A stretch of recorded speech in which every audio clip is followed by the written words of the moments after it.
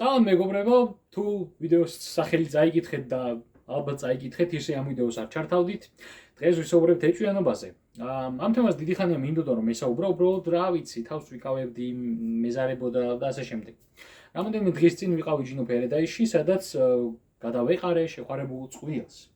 და მათ მოუვიდათ რაღაცა შექიშპება ეჭვიანობის საფუძველზე. ბიჭმა იაჭვიანა თავის შეყვარებულ გოგოზე, რადგან ამ შეყვარებულმა გოგომ ვიღაც ბიჭს რომელმაც გვერდზე ჩაუარა, თვალი გააყოლა. აღმოჩნდა რომ ამ გოგოს უბრალოდ თავისი ნაცნობი ეგონა და მეტი არაფერი არ ყოფილა იქ საეჭვიანო. ასე რომ ამან ეს თქვა რაღაც ნაპერწკალი მომცარო საბოლოოდ გადამეღო და ჩამეწერა ამ თემაზე ვიდეო. რატომ მე და რატომ მომისმინოთ მე? იმიტომ რომ სპეციფიკური ლინზიდან ვუყურებ ამ თემას. ხალხის უმრავლესობისგან განსხვავებით არასდროს არ ყოფილა რეჭვიანი და არა იმიტომ არ ყოფილა რეჭვიანი, რომ რაღაც მე ვარ განსაკუთრებული. არა, უბრალოდ ყოველთვის მეც ვფიქრობდი ხოლმე ურთიერთობებზე. და ძალიან ადრე გავიაზრე ის რაღაცეები, რაც სამწუხაროდ ზრდასრულობაშიც ვერ გაუაზრებიათ ვიღაცებს. ესეც ალბათ იქიდან მომდინარეობს, რომ იმდენად არათავდაჯერებული ვიყავი, რომ ჩემთან ურთიერთობაში ყოფნა ვინმეს მოუნდებოდა, რომ ვცდილობდი, რომ მაქსიმალურად მეტი ინფორმაცია შემესურთა და ყველაფერი მცოდნოდა ურთიერთობების შესახებ, რომ მე უფრო გამარტივებოდა ეს თქვა პარტნიორის პოვნა. მაგის მერე ბევრმა წყალმა ჩაიარა, მაგრამ background ინფორმაცია მოგაწოდეთ. მოკლედ, რა არის ეჭვიანობა? სიტყვას თუ დაუკვირდებით, თვითონ გვეუბნება ეჭვის ქონა და ეჭვის ქონა, რომ ჩვენს ურთიერთობას რაიმე საფრთხე ემუქრება, რაც მერე ავტომატურად გვირთავს თავდაცვის მექანიზმებს. და როგორც ვიცით, ადამიანებს რამდენიმე თავდაცვის მექანიზმი აქვთ. პირველი არის ბრძოლა, გაბრაზება, ემოციების გამოხატვა და ასე ვთქვათ, ამით თავის გადარჩენა. მეორე, გაქცევა, როცა ხვდებით, რომ ბრძოლას აზრი არ აქვს და მესამე შოკისგან გაშეშება ან თავის მომკვდარუნება. აი ეს სამი მექანიზმი. ეჭვიანობის შემთხვევაში კი მხოლოდ პირველი არის რელევანტური. ბრძოლა, ბრაზი, ემოციების გამოხატვა. რადგან ჯერ არ გვაქვს ფაქტები, რომ ჩვენი პარტნიორი გვღალატობს, მის შესაშინებლად და დასადრგუნად უბრალოდ რაღაც ძალას ვიყენებთ. რაც ხშირ შემთხვევაში ანგრევს ურთიერთობებს და ურთიერთობის დასასრულია ხოლმე, რადგან ძალიან რთულია იმ ადამიანთან ურთიერთობაში ყოფნა, რომელიც სულ გეუხეშება და სულ რაღაც შეშინებულ ფაზაში ყავხარ გაჩერებული, იმიტომ რომ თავის ემოციებს ვერ ერევა და იმის მაგირად რომ აკონტროლოს საკუთარი ემოციები აკონტროლებენ მას. და მაინც, რატომ მოეჭვიანობთ? ეჭვიანობა არის, როგორც უკვე ვახსენეთ, ემოცია, რომელიც პირველი გამოიხატება მაშინ, როცა რეალური მიზეზი გაგვეჩნია იმისა, რომ ვიეჭვიანოთ, ან მეორე, როცა გვეშინია, რომ ჩაგვანაცვლებენ. გვეშინია, რომ არ ვართ საკმარისად კარგები, არ ვართ საკმარისად განსაკუთრებულები, რაც მერე გვინგრევს საკუთარ თავზე შეხედულებას, გვინგრევს შეხედულებას სამყაროზე, რაც პირდაპირ ურტყავს ეგოს და ეგოს არსებობის მთელი არსი არის გადარჩენა. ამ ყველაფრის ცოდნა კი უკვე მიგვითითებს იმაზე, თუ საიდან მომდინარეობს ეს ეჭვიანობა. ეჭვიანობას შეიძლება ჰქონდეს რამდენიმე მიზეზი. პირველი, ეს არის თავდაჯერებულობის და თვითშეფასების არ ქონა, ან ძალიან დაბალ დონეზე ქონა. რატომ? რადგან თავდაჯერებულ ადამიანს არ აქვს დაბალი თვითშეფასება, რაც ნიშნავს იმას, რომ მას არ ჭირდება სხვებისგან აღიარების მიღება იმისთვის, რომ იცოდეს რამდენად ძვირფასია, რამდენად განსაკუთრებულია და რა არის რეალურად მისი ფასი. ასე რომ მას არ უჩნდება იმის შიში და იმის შეგრძნება, რომ ყოველი მეორე გამვლელი არის მასზე უკეთესი და მათი პარტნიორი ყოველ მეორე გამვლელში გაცვლის მათ. მეორე, როცა ადამიანი არის მარტოსული. როცა ადამიანის ცხოვრება შენით იწყება და შენით მთავრდება, მისი სამყარო და მისი ცხოვრება შენით მუშაობს, ასე რომ შენი დაკარგვის შიში ყველაზე ძლიერი გზნობა, რაც კი შეიძლება რომ მას დაეუფლოს. და შენი დაკარგვის შიში გააკეთებინებს ისეთ ექსტრემისტულ რაღაცეებს, რასაც, რა ვიცი, ვერც კი წარმოიდგინე. რადგან თუ არ იქნები შენ, არ იქნება არც ის, არც მისი აგებული სამყარო და არც არაფერი, რაც პირდაპირ ურტყავს ასევე მის ეგოს, მის მსოფლმხედველობას და ყველაფერს, რასაც კი ის წარმოადგენს. ასე რომ ძალიან მარტივი არის. და მესამე, ეს არის, როცა ადამიანი არის უბრალოდ გაუნათლებელი, როცა არის სულელი, შტერი, ხო ხვდებით. როცა ადამიანი არის ესეთი, მას არ ესმის როგორ მუშაობს საკუთარი ორგანიზმი, რა არის რეალურად ემოციები, რატომ გრძნობთ ამა თუ იმ ემოციას, როგორ მუშაობს სოციუმი, როგორი არის ურთიერთობების დინამიკა, როგორ უნდა მოიქცეს რა შემთხვევაში. აი ეს ყველაფერი ადამიანს როცა არ ესმის, ის ავტომატურად არის ეჭვიანი, იმიტომ რომ აი ყველაფერი უბრალოდ არ იცის რა არის. როცა ადამიანმა აი ყველაფერი არ იცის რა არის, ძალიან რთულია რომ მასთან ურთიერთობაში იყო. პირველ რიგში იმიტომ რომ ყველაფერი ან შენ უნდა ასწავლო, ან ჩათვალო რომ რაღაც 5 წლის ბავშვთან გაქვს ურთიერთობა, ან თუ მაინც მოახერხე რომ როგორღაც იყო იმ ადამიანთან ურთიერთობაში, ეჭვიანობით მოგაჭამს თავს. ახლა კი მინდა რომ ჩემი თავის მაგალითი მოგიყვანოთ. როგორც უკვე ვახსენე, არასდროს არ ყოფილა რომ დიდად ეჭვიან. რა თქმა უნდა, ხანდახან მიეჭვიანია, მაგრამ სერიოზულად არ მიეჭვიანია. ანუ სერიოზული შიში იმის არ გამჩენია, რომ ჩემი პარტნიორი მიმატოვებდა ან სხვაში გამწვიდა ან რაღაცა. აი, პატარ-პატარა საყვარელი ეჭვიანობები, უბრალოდ რო გინდა გააგებინო ადამიანს, რომ მასზე ეჭვიანო. რაც რეალურად არ აეჭვიანობა, იმიტომ რომ თუ გააზრებული გაქვს ყველაფერი, ეჭვიანობა აღარ არის.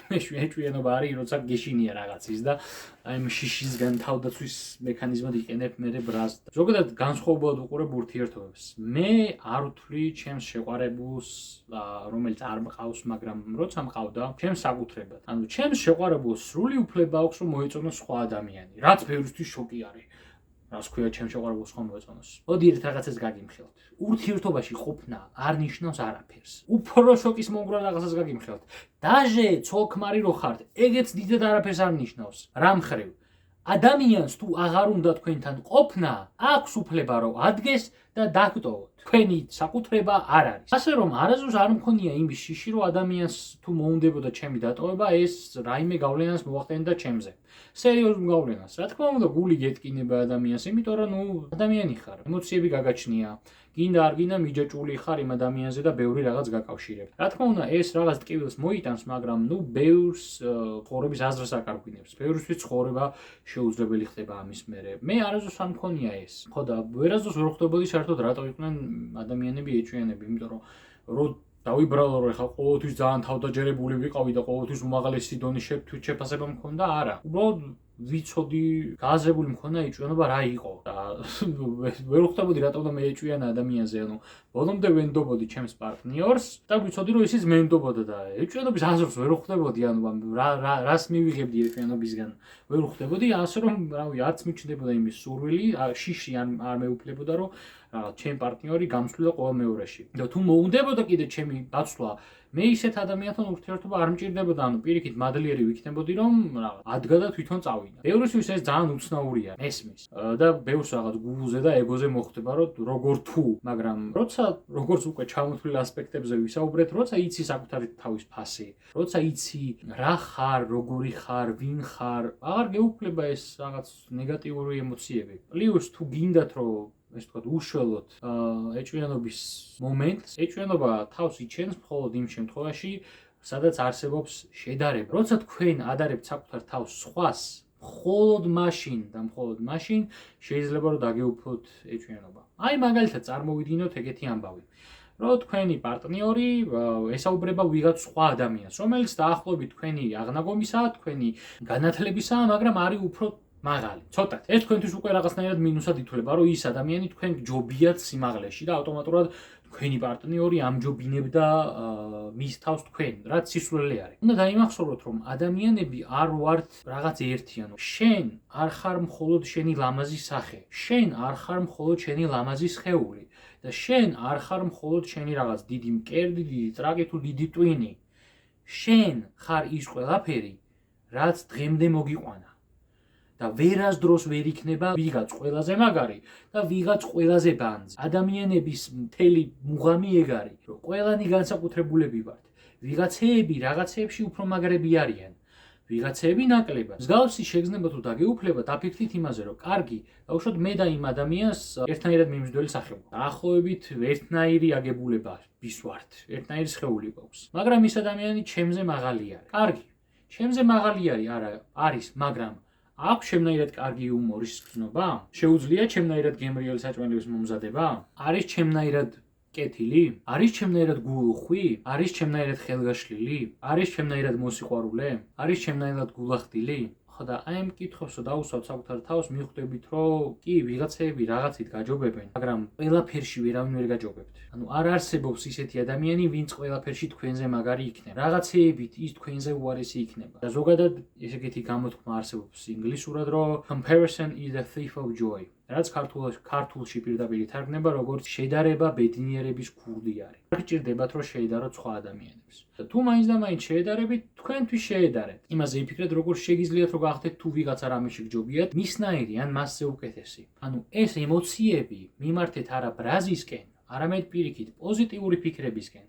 როგორ გამოვიყენოთ ეს ყველაფერი, რომ მივცეთ საკუთარ თავს мотивация, რომ გავხდეთ უკეთესები. და როდესაც ფიქრობ მხოლოდ საკუთარ თავზე, საკუთარ თავის განვითარებაზე, როგორ იყო უკეთესი, შენი პარტნიორი არასდროს არ მოინდომებს იმას, რომ შენ ვინმეში გაგცვალოს. თუ მოინდომებს კიდე უბრალოდ მადლიერი იყავი, რომ მეტი დრო არ დაგაკარგვინა და თვითონ დაგტოვა. ერთადერთი კიდე რაც მინდა რომ ალბათ ყველამ გაიგოთ ამ ვიდეოდან და მართლა თავში ჩაიჭედოთ და დაიმახსოვროთ არის ის, რომ ყოველთვის აერჩიეთ საკუთარი თავი და მხოლოდ მერე აერჩიეთ სხვები. ოღონდ ისინი, ვინც აგირჩევენ თქვენ. დღეისთვის სულ ეს იყო. მადლობა ყურადღებისთვის. მადლობა რომ ამდენი ვიდეოდან ჩემ ვიდეოზე დახარჯეთ დრო და მომავალ შეხვედრამდე. აბაეთ.